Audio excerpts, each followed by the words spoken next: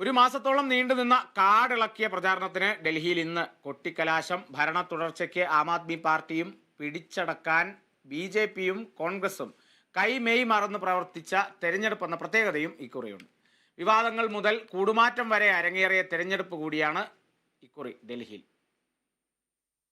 താരപ്രചാരകരുടെ പൊലിമയിൽ ഡൽഹി നിയമസഭയിലേക്കുള്ള തെരഞ്ഞെടുപ്പ് പ്രചാരണത്തിന് ഇന്ന് വൈകുന്നേരം കൊട്ടിക്കലാശം. 70 നിയമസഭാ മണ്ഡലങ്ങളിലേക്കുള്ള തെരഞ്ഞെടുപ്പ് ഫെബ്രുവരി 5-നാണ് നടക്കുന്നത്. ഫെബ്രുവരി 8-നാണ് ഫലം.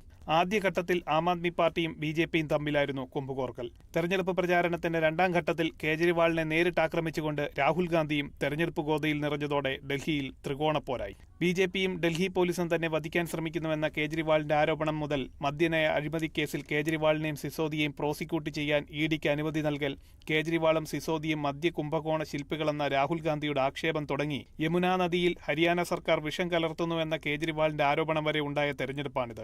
അവസാന ഘട്ടത്തിൽ 8 MLA-മാരുടെ രാജിയും BJP പാളയത്തിലെത്തിയതും ആം ആദ്മി പാർട്ടി ക്യാമ്പിനെ തന്നെ ഞെട്ടിച്ചു. ആരോപണ പ്രത്യാരോപണങ്ങളും കൂടുമാറ്റങ്ങളും ഉണ്ടായ തെരഞ്ഞെടുപ്പിൽ ഡൽഹിയിലെ ജനം ആർക്കൊപ്പം നിൽക്കുമെന്നറിയാൻ ഇനി മണിക്കൂറുകളുടെ കാത്തിരിപ്പ് മാത്രം. National desk, Kerala vision news.